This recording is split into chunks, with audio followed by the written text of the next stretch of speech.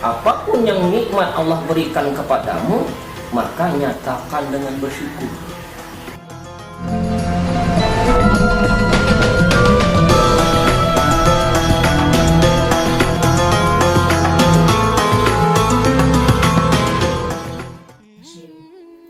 Assalamualaikum warahmatullahi wabarakatuh. Waalaikumsalam warahmatullahi wabarakatuh. Dalam minggu ini kita berjumpa lagi dengan tema yang selalu baru, yang menghadirkan narasumber yang masih sama, yaitu Bapak Dr. Heri Iskandar MPD. Alhamdulillah sehat Pak ya. Alhamdulillah. Ini sudah minggu ketiga kita berdakwah secara online seperti ini. Mudah-mudahan dari beberapa orang yang menonton video kita itu dapat mendapatkan manfaat dari apa yang sudah kita sampaikan, insyaallah. Baik, dalam minggu ini, kali ini kita akan membahas tema yaitu tentang tips untuk menjadi orang yang pandai bersyukur atau ahli syukur. Nah, ini kan syukur itu terkadang banyak disalahpahami oleh orang yang Pak Eri. Kadang kita hanya bersyukur pada saat kita senang dan lupa bersyukur pada saat kita sedih. Ini juga gampang diucapkan syukur ini, tapi sangat sulit dilakukan. Untuk lebih jelasnya dalam segi agama kita seperti apa sih orang syukur itu, dan tips untuk menjadi orang yang seperti itu tuh bagaimana, kita langsung saja simak tausiah beliau. Untuk waktu dan tempat silakan Pak. Baik, terima kasih. Assalamualaikum warahmatullahi wabarakatuh. Waalaikumsalam. Alhamdulillah, alhamdulillahillazi ja'alana wa iyyakum min ibadihi muttaqin wa adabana bil Qur'anil Karim wa zaba akhlaqana bi sahibil khuluqil azim. Allahumma shalli wa sallim ala sayyidina Muhammad wa ala alihi wa sahbihi ajma'in. Amma ba'du. Di dalam Al-Qur'an 75 kali Allah menjelaskan tentang syukur. 75. Bahkan 75 kali juga Allah membicarakan tentang azab. Jadi antara syukur dan azab itu saling berkaitan. Siapa yang bersyukur bertambah nikmat, siapa yang tidak bersyukur tunggu azab sangat pedih. La in syakartum la azidannakum wa la in kafartum inna azabi lasyadid. Barang siapa yang bersyukur bertambah nikmat, barang siapa yang tidak bersyukur tunggu azabku sangat pedih. Yang kita ketahui bahwa syukur yang dipahami oleh masyarakat itu adalah apabila kita mendapatkan kesenangan saja, dapat rezeki, dapat pekerjaan, dapat anak, dapat jodoh. Itulah yang kita pahami bahwa kita harus banyak bersyukur. Padahal rasa syukur itu tidak selalu dalam mendapatkan kesenangan. Dan ketika kita juga mendapatkan kesusahan dalam keadaan apapun, kita harus berusaha untuk tetap bersyukur. Maka orang yang bersyukur itu ahli surga. Nah, bagaimana supaya kita ini jadi orang yang ahli syukur? Maka tema pada hari ini ada 5 ayat bagaimana agar kita jadi orang yang ahli syukur. Nah, yang pertama, bagaimana supaya kita ini jadi orang syukur? Yang pertama, hati harus meyakini bahwa setiap nikmat yang ada pada diri kita itu datangnya dari Allah. Wa ma bikum min ni'matin faminallah. Apapun nikmat yang ada pada diri kalian itu datangnya dari Allah. Nah, kalau kita meyakini bahwa nikmat itu datang dari Allah, maka orang yang diberikan oleh Allah berbagai macam nikmat, harta, nikmat ilmu, nikmat pangkat, jabatan, kekuasaan, maka dia tidak akan sombong. Nah, kenapa orang dikasih nikmat itu yang punya ilmu sombong, yang punya harta sombong, yang punya kedudukan jadi sombong? Karena dia meyakini bahwa setiap kesenangan, kenikmatan yang dia dapat itu karena hasil karya dia. Padahal Al-Quran sudah menjelaskan surah 16 ayat 53 tadi bahwa setiap nikmat yang ada pada diri kalian itu datang dari Allah. Jadi tidak boleh, jadi sedikit apapun nikmat yang ada pada diri kita, ya Allah, ini adalah nikmat yang kau berikan kepada kami. Syukuri dengan hati. Yang kedua adalah kiat kita menjadi orang yang ahli syukur adalah dalam setiap apapun keadaan harus tetap memuja Allah. Dalam keadaan apapun harus tetap bersyukur kepada Allah. Alhamdulillahi ala kulli hal. Segala puji bagi Allah dalam keadaan apapun. Jadi dalam keadaan apapun kita harus tetap bersyukur kepada Allah. Allah kasih kita rezeki, lisan kita mengucapkan alhamdulillah. Kita dikasih penyakit, lisan kita tetap memuja Allah, alhamdulillah. Kenapa? Waktu kita sakit tetap bersyukur kepada Allah. Karena penyakit itu kalau kita menerima dengan hati yang lapang dan ridho, maka penyakit itu akan bisa mengkafarahkan dosa-dosa kita. Alhamdulillah ya Allah, mudah-mudahan dengan penyakit ini dosa-dosa itu dikafarahkan ya Allah. Dalam hadis, satu hari kita demam, kata Nabi, kita menerima dengan hati yang ridho, 1 tahun dosa-dosa kita dikafarahkan. Wa asa an takrahu syai'a wa huwa khairul lakum wa asa an tuhibbu syai'a wa huwa syarrul lakum wallahu ya'lamu wa antum la ta'lamun. Dijelaskan di dalam surah Al-Baqarah 216. Boleh jadi kamu tidak menyukai sesuatu tetapi itu baik menurut Allah. Boleh jadi kamu menyukai sesuatu itu buruk menurut Allah. Allah yang Maha tahu, kita tidak tahu. Jadi setiap apapun yang Allah berikan kepada kita, baik menurut kita itu buruk, sesungguhnya bagi Allah itu baik. Yang ketiga adalah kiat kita menjadi orang yang ahli syukur adalah tahu berterima kasih kepada orang yang menjadi jalan kebaikan bagi diri kita. Siapakah mereka? Orang tua kita yang telah merawat kita, melahirkan kita, menyusui kita, membiayai hidup kita. Guru-guru kita yang telah mengajarkan kita untuk mencari jalan menuju akhirat, selamat dunia akhirat. Dan setiap orang yang telah berbuat baik kepada kita, wajib kita berterima kasih dan wajib kita membalas kebaikan. Lam yashkurin nas, lam yashkurillah. Siapa yang tidak berterima kasih kepada orang yang berbuat baik kepadanya, maka dia bukan orang yang bersyukur. Jadi dalam mensyukur ini tidak hanya kita bersyukur secara vertikal ke Allah, hablum minallah, tapi kita juga dituntut berterima kasih secara horizontal kepada sesama manusia. Nah, yang keempat adalah sekecil apapun nikmat yang ada pada diri kita, apapun nikmat yang datang kepada kita, harus bisa menjadi jalan kebaikan bagi orang lain. Khairun nas anfa'uhum linnas. Sebaik-baik di antara kalian adalah orang yang paling banyak manfaat. Nah, ketika orang diberikan harta banyak, apakah harta itu bisa bermanfaat bagi orang lain? Apabila orang itu diberikan ilmu yang banyak, apakah bisa ilmu itu dia berikan kepada orang lain? Harta, pangkat, dan jabatan, bisakah menjadi jalan kebaikan bagi orang lain? Nah, apabila itu bisa menjadi jalan kebaikan bagi diri dan orang lain, maka dia tanda orang syukur. Nah, yang kelima adalah wa amma bi ni'mati rabbika fahaddis. Di dalam surat Duha, surah Ad-Duha itu mengatakan, apapun yang nikmat Allah berikan kepadamu, maka nyatakan dengan bersyukur. Jadi kita bersyukur itu dengan realita. Punya harta, kita luahkan harta. Punya ilmu, kita bagikan ilmu itu dengan hal yang nyata, dengan perbuatan. Nah, mudah-mudahan 5 kiat ini bisa kita amalkan dalam kehidupan kita sehari-hari. Wallahu a'lam bishawab. Insyaallah. Baik.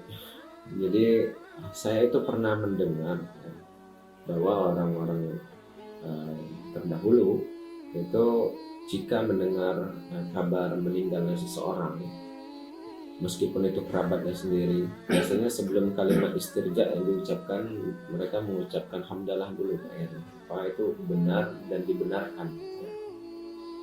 Memang betul tadi. Alhamdulillahi ala kulli hal, kata Nabi. Ya, pujilah Allah dalam keadaan apapun. Begitu kita mendengar ada musibah, langsung ingat ke Allah. Segala puji bagi Allah. Bukan berarti kita nyukuri untuk mati. Bukan. Tapi kita mengagungkan nama Allah atas kejadian. Jadi itu benar. Nah, bagaimana selanjutnya Pak Eri? Di dalam Islam itu adakah ibadah khusus untuk menyatakan diri atau menunjukkan rasa syukur kita terhadap Allah? Jadi orang yang beribadah itu kan ada 3 macam. Ada orang yang ibadah karena takut kepada Allah. Seperti majikan dengan bawahan. Jadi dia rajin gitu begawi itu karena ada atasan, takut azab. Nah, kita ini ada yang beribadah karena takut kepada Allah, sehingga kita melakukan sholat ibadah segala macam. Yang kedua, ada orang yang beribadah karena mengharap pahala. Pahala, dikit-dikit pahala, dikit-dikit pahala, dikit-dikit pahala. Jadi niatnya itu minta imbalan, pamrih ke Allah. Itu bagus. Nah, yang ketiga, ada orang yang setiap dia ibadah, sholat, puasa, naik haji itu karena rasa syukur dia. Karena sehebat apapun ibadah yang kita lakukan, mungkin seumur hidup kita lah, kita ini beribadah kepada Allah, tidak akan pernah bisa menyaingi, membandingkan dengan nikmat yang Allah berikan kepada kita. Maka apapun yang kita lakukan dalam bentuk amal ibadah itu tanda rasa syukur kita kepada Allah Subhanahu wa taala. Dalam pengamalan, dalam berzikir, yaitu sering-sering mengucap hamdalah, alhamdulillah, alhamdulillah, alhamdulillah. Banyak rezeki. Yang banyak dosa, astagfirullah, astagfirullah, astagfirullah, astagfirullah. Jadi yang cocok buat kita orang awam ini, zikir yang paling baik itu adalah istighfar, karena kita sering berbuat dosa. Allahu a'lam. Bahkan Rasulullah pun sehari bisa 100 kali ya. Padahal Rasulullah itu tipe manusia yang dosanya yang lalu dan juga dosa yang akan datang itu diampuni sama Allah. Apalagi orang-orang yang awam seperti kita yang tidak hari tanpa melakukan dosa. Jadi, banyak istighfar juga salah satunya sebagai ucapan rasa syukur kita. Baik. Nah, banyak orang yang salah kaprah tentang syukur ini. Itu tadi kata Pak Eri, kita pada saat dapat anak, dapat jodoh, dapat pekerjaan, dapat naik jabatan, misalnya kita bersyukur. Kita cuma fokus ke apa yang kita dapatkan. Padahal pada saat kita tidak mendapatkan sesuatu, itu juga merupakan nikmat dari Allah.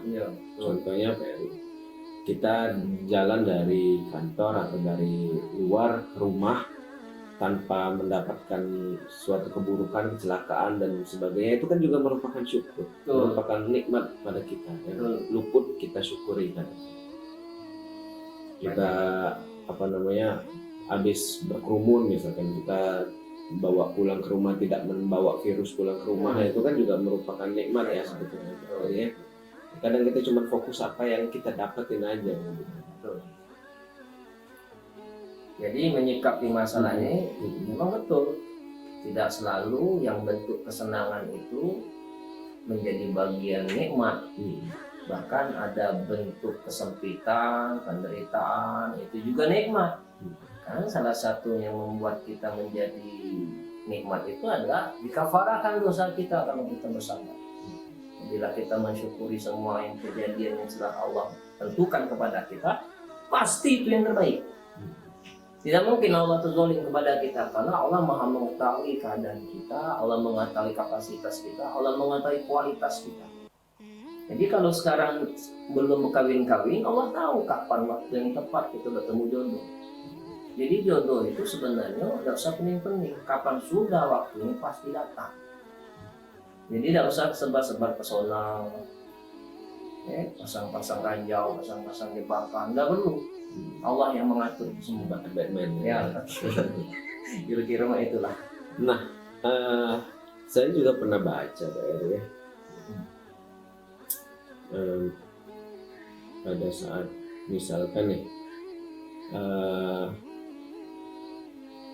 kita syukur itu juga kadang disalahartikan begini Pak Eri. Pada saat kita mendapatkan sesuatu, kita kayak orang Palembang lah, istilahnya orang Palembang kan, alhamdulillah masih ada, alhamdulillah masih selamat, alhamdulillah masih ada sikok dan sebagainya, masih kita bersyukur terus. Kadang orang salah kaprah bahwa syukur itu sama seperti pasrah dengan keadaan. Ya syukuri lah apa yang ada sekarang, apa yang ada dimakan aja lah gitu kan. Jadi dalam pola pikir kita bahwa oh ya udah, ini yang kita kerjakan, ini bagian kita, ya sudah gitu. Sebenarnya bagus gitu kan, cuman dalam sisi lain kita juga nggak termotivasi untuk mendapatkan sesuatu hal yang lebih. Jadi orang yang syukur itu tidak hanya kita pandai berbicara dengan mengucapkan hamdalah, alhamdulillah, alhamdulillah. Nah, orang yang pandai syukur itu juga dia melakukan ikhtiar yang sempurna. Dia bersyukur kepada Allah, atau kalau jadi buntu sepanjang tidak kati dengan dalil kita harus syukuri apa yang ada. Nah, ini belum syukur. Karena Allah memberikan fasilitas-fasilitas di luar sana agar kita tuh bermujahadah, bersungguh-sungguh untuk memanfaatkan fasilitas-fasilitas yang sudah Allah sediakan. Jadi antara syukur dengan putus asa ini hampir 11-12. Penyungkan dengan dalil syukur yang ada. Itu namanya nak lemak dewe. Jadi kita ini memang harus benar-benar berusaha. Hati mengatakan kita harus syukur kepada Allah, perbuatan harus sempurna. Jadi hati ke Allah, niatnya ke Allah, ikhtiar sempurnakan. Nah, maka dia tergolong orang yang syukur. Atau ke alhamdulillah semayang ida, puasa ida, naik haji ida, kurban ida, sedekah ida, itu namanya bahwa dia itu mempermainkan rasa syukurnya kepada Allah. Jadi memang kita semaksimal mungkin dulu ikhtiar, apa yang kita dapatkan baru syukuri gitu ya. Dapat tidak dapat, ya, alhamdulillah. Yang penting kita sudah berusaha dulu ya. Nah, juga dalam segi bisnis, itu ada yang namanya acceptance. Acceptance itu yang menerima apa yang kita dapatkan. Nah, ada salah satu ahli ekonomi bilang bahwa acceptance itu baru setengahnya rasa syukur. Saya sepakat tadi ya Pak Eri, karena mengaitkan dengan sang ahli ekonomi ini juga. Karena katanya syukur itu baru setengahnya acceptance. Acceptance yang sebenarnya itu pada saat kita bisa exploration, mengeksplorasi semua potensi yang ada di dalam diri kita, di dalam perusahaan kita, di dalam usaha kita tuh kita bisa ngapain sih? Bisa kita maksimalkan apa enggak? Gitu kan ya Pak ya. Jadi betul. Jadi tidak hanya kita menyatakan dalam lisan, harus diiringi dengan ikhtiar yang sempurna. Kapasitas, kualitas yang sudah Allah berikan untuk kita harus benar-benar mengeksplor semua apa kemampuan yang sudah Allah berikan kepada kita. Karena manusia ini punya potensi baik untuk berbuat apapun. Ke jalan yang benar bisa, ke jalan buruk juga bisa. Nah, oleh sebab itu, memang dalam bisnis pun juga harus disempurnakan ikhtiar. Yang pertama dalam bisnis itu, rasa kita syukur kepada Allah. Dalam berbisnis itu harus jujur. Jujur itu tanda syukur kepada Allah. Yang kedua, meningkatkan kredibilitas kita sebagai pengusaha. Menjaga kualitas, menjaga kepercayaan, menjaga pelayanan, itu harus maksimal. Nah, kalau kedua-duanya antara jujur dan kredibilitas itu bisa berjalan dengan beriringan bersama-sama, besar kemungkinan bisnis kita akan maju. Toh kalaupun nggak maju secara finansial, tapi di mata umumnya kita punya citra yang baik. Tuh. Sekarang kita berbisnis itu pada sesungguhnya itu tidak hanya mencari keuntungan, tapi mencari karunia rahmat Allah turun di situ. Wallahu a'lam bishawab. Nah, juga jadi ada juga yang pernah bilang bahwa kehidupan ini kan cuma jembatannya menuju akhirat. Rasa-rasanya tidak masuk akal jika kita membangun istana di atas sebuah jembatan. Pastinya kita membuat istana di suatu pijakan yang keras, kan? Entah itu di tujuan kita atau tempat asal kita. Yang pasti dunia ini jembatannya, tujuan akhir kita adalah akhirat, dan nggak mungkin kita bermewah-mewahan di dunia, sedangkan ini cuma jembatan kita menuju akhirat. Ya. Bal tu'siruna al-hayatad dunya. Hanya orang-orang yang ingkar kepada Allah yang selalu fokus ke dunia. Padahal akhirat itu adalah tempat yang paling kekal. Jadi membangun istana di dunia itu akan sia-sia saja kalau istana itu tidak bisa manfaat untuk bagian akhirat. Jadi di dunia ini hanya tempat bercocok tanam. Kita akan menuainya nanti di akhirat. Wa may ya'mal mithqala dzarratin khairan yarah wa may ya'mal mithqala dzarratin syarran yarah. Barang siapa yang berbuat kebaikan, keburukan seberat biji zarah, maka Allah akan balas itu semua dan akan diperhitungkan. Allahu a'lam bishawab. Nah, Pak Eri, kita juga ada ungkapan nih kadang dari kita sering dengar sehari-hari,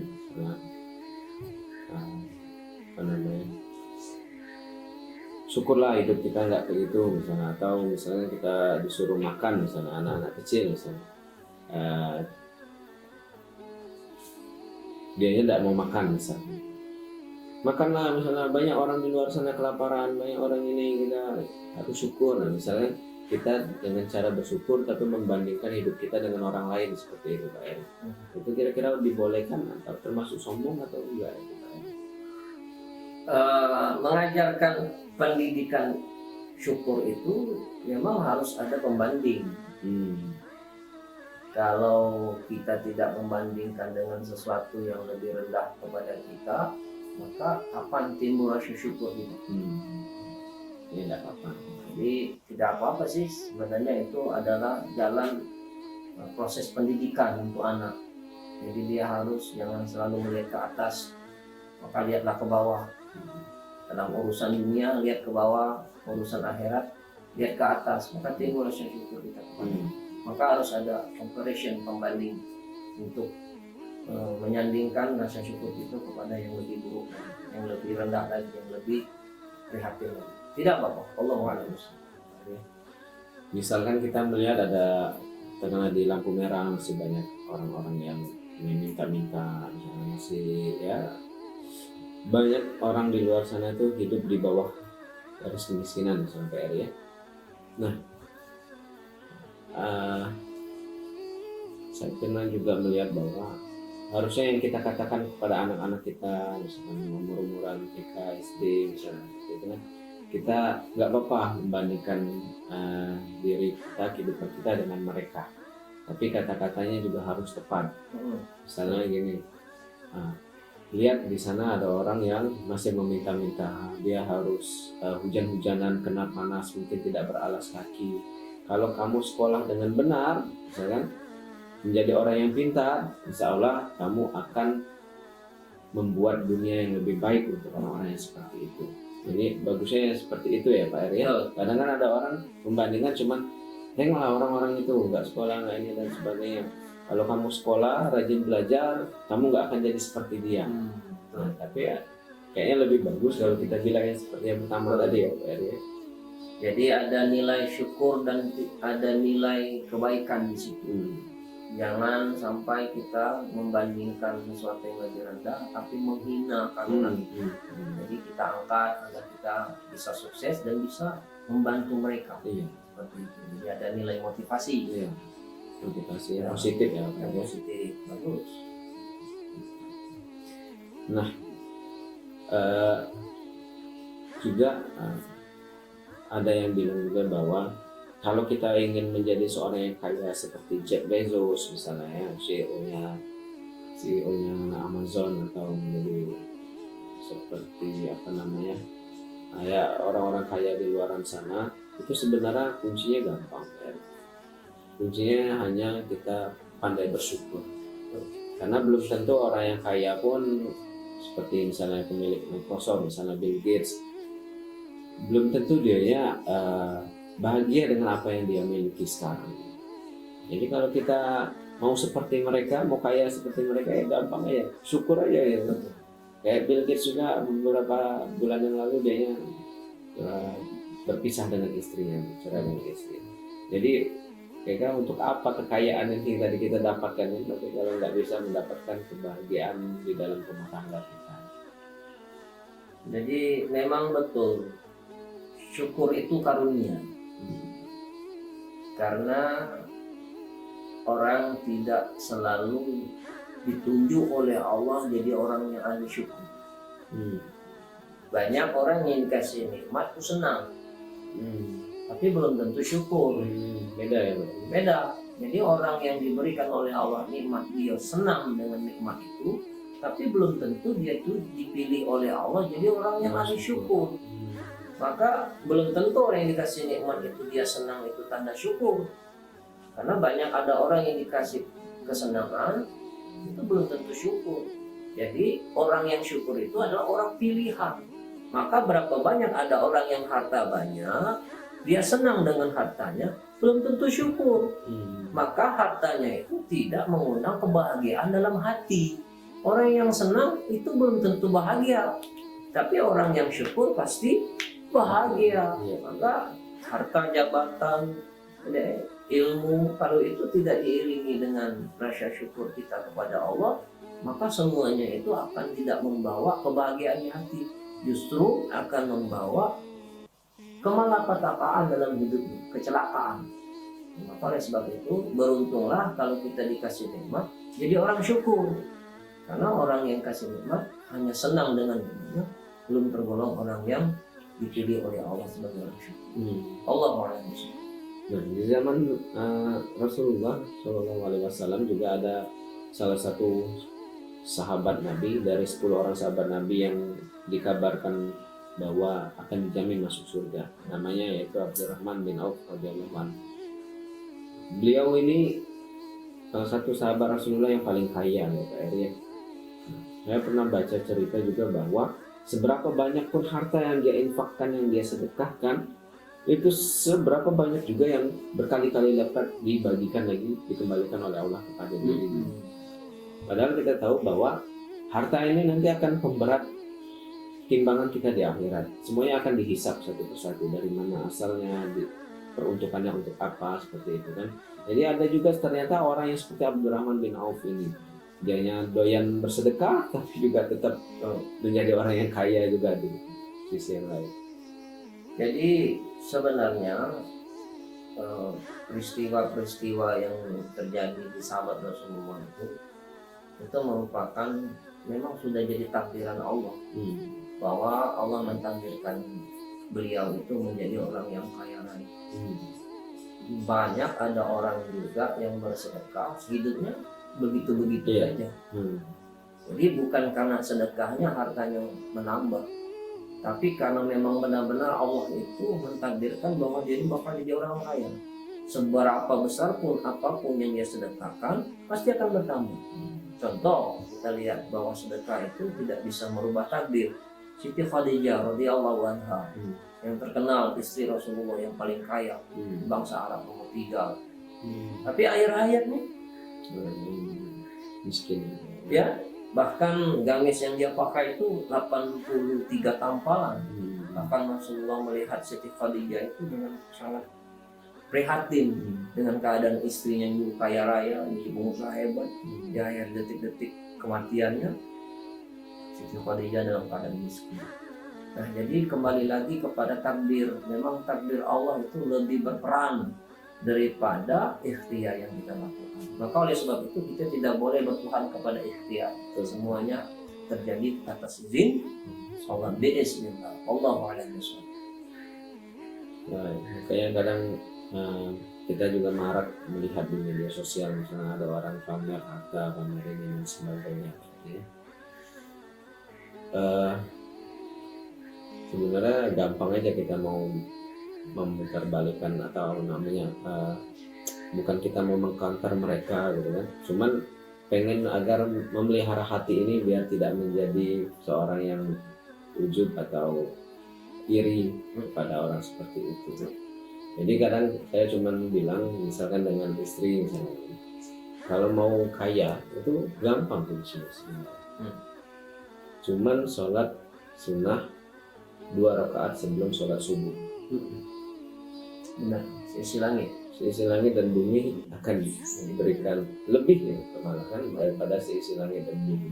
Jadi sebenarnya umat Islam itu sangat kaya sebenarnya. Tinggal 2 rakaat sebelum sholat subuh itu sudah diberikan Allah semuanya apa yang kita mau. Cuman tidak berupa harta, tidak berupa bentuk fisik yang terlihat, tapi merupakan tabungan kita di akhirat. Betul ya. Jadi rezeki yang paling mahal itu adalah sehat. Rezeki yang paling termurah itu adalah harta. Rezeki yang paling utama itu anak soleh dan soleha. Jadi kalau orang dikasih harta itu masih rezeki yang rendah.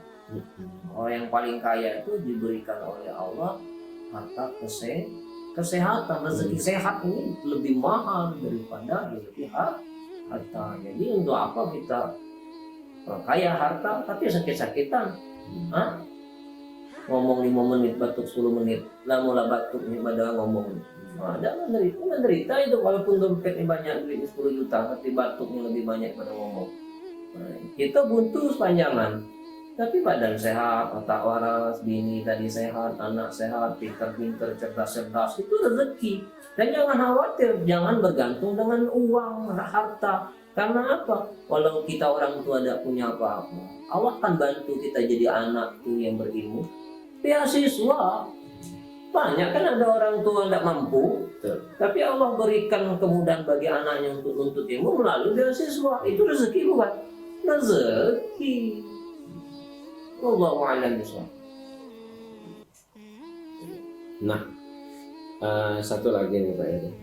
Ini juga butuh penjelasan yang khusus dari orang yang mengerti tentang ini. Nah, juga ini berkaitan dengan rasa syukur dan juga penyakit hati. Di media sosial kita lihat orang sering pamerkan harta, itu sudah biasa. Ada orang pamerkan keluarganya, ada orang pamerkan anak-anaknya, bahkan menjadikan anak-anaknya tadi punya media sosial sendiri. Terus juga seperti ibaratnya dalam tanda kutip tuh memaksakan pekerjaan untuk anaknya, karena dari anaknya pundi-pundi uangnya nanti akan hadir. Anaknya lucu, misalnya anaknya bisa nyanyi, joget dan sebagainya. Nah, kita juga di dalam Islam mengerti tentang yang namanya penyakit ain, bahwa penyakit ain itu sungguh ada kata Rasulullah. Bahkan kalau ada yang bisa mendahului takdir, yaitu penyakit ain. Ada orang yang tanpa sadar itu iri terhadap apa yang kita punya, akhirnya itu berbalik kepada kita yang memiliki harta tersebut. Jadi kadang misalkan ada anaknya tadi misalkan yang sering dipamerkan dan sebagainya, tiba-tiba anaknya tadi menjadi suka sakit-sakitan, sudah susah malas diatur, misalnya tidak bisa diajarin lagi. Kata orang itu sudah kena penyakit ain. Nah, itu bagaimana pandangan? Memang betul, segala sesuatu itu tergantung dengan niat. Niatul mu'minin khairun min amali. Niat orang yang beriman itu jauh lebih baik daripada amal. Nah, orang yang terkena penyakit ain itu niatnya salah. Tapi kalau ada orang yang menampakkan kebaikannya itu untuk kepentingan akhirat, untuk kepentingan kebaikan, tidak ada unsur dalam hati ini adalah ingin riya, ingin memamerkan kelebihan kita biar dianggap kita ini anaknya baik, biar dianggap anaknya soleh, biar dianggap anaknya itu punya kualitas, itu Allah akan lindungi. Allah akan melindungi orang yang punya niat baik. Tapi kalau orang tuanya yang punya niatan supaya diakui oleh makhluk dan tidak mencari kedudukan di sisi Allah, demi Allah, setan dan jin itu sangat mudah sekali mempengaruhi mereka dan bahkan akan berbalik menjadi keburukan. Maka oleh sebab itu, sebelum kita melakukan perbuatan apapun yang sifatnya kebaikan, luruskan niat. Niat itu penting. Kenapa? Kalau niat karena Allah, setiap apapun yang kita lakukan pasti akan Allah kasih petunjuk dan pasti akan dilindungi oleh Allah Subhanahu wa Ta'ala. Maka sebaiknya harus luruskan niat, maka bersihkan hati. Maka hatilah yang menjadi kunci keselamatan kita di dunia dan akhirat. Allahu a'lam bishawab. Nah, mudah-mudahan semua yang kita diskusikan dari tadi itu bisa menjawab pertanyaan dari teman-teman yang menyaksikan video ini. Untuk menutup acara, boleh kita tutup dengan doa dari A'udzu billahi minasyaitonir rajim. Bismillahirrahmanirrahim. Alhamdulillahi rabbil alamin. Allahumma shalli wa sallim ala sayyidina Muhammad. Ya Allah, ya Tuhan kami, jadikanlah diri-diri kami ini orang yang ahli syukur, yang tahu balas budi, yang tahu cara berterima kasih kepada makhluk dan hamba-hamba.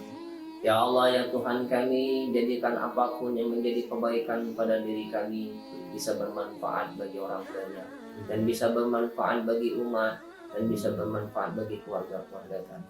Ya Allah, ya Tuhan kami, lindungi kami dari niat yang salah, lindungi kami dari ilmu yang salah, dan lindungi kami dari amal yang salah. Ya Allah, berkahi program kami ini, ya Allah. Jadikan kebaikan yang banyak, yang bisa memberikan ilmu, yang bisa memberikan cahaya bagi hati yang masih gelap gulita, dan bisa memberikan petunjuk bagi hati yang masih tersesat. Rabbana atina fid dunya hasanah wa fil akhirati hasanah wa qina azabannar. Wa sallallahu ala sayyidina Muhammadin nabiyyi wa ala alihi wa sahbihi wasallam. Alazi da'awum fiha subhanakallahumma wa tayyatu fiha salam. Wa akhir da'wakum alhamdulillahi rabbil alamin. Taqabbalallahu minna wa minkum. Insyaallah kita akan ketemu lagi di minggu yang akan datang dengan tema yang tentunya berbeda. Terima kasih banyak waktunya hari ini, Pak. Kita tutup acaranya. Wabillahi taufiq wal hidayah. Wassalamualaikum warahmatullahi wabarakatuh. Waalaikumsalam.